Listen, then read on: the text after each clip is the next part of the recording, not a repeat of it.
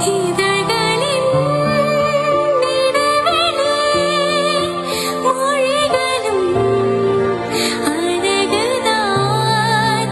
இமையிரண்டும் விலகினான் கரவிழி அழகுதான்.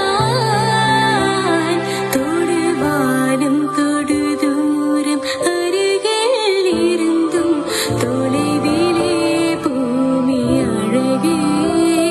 வெண்ணிலவை முரசாமல் விடை பெறும் நொடியில் கதிரவன் காண அழகே.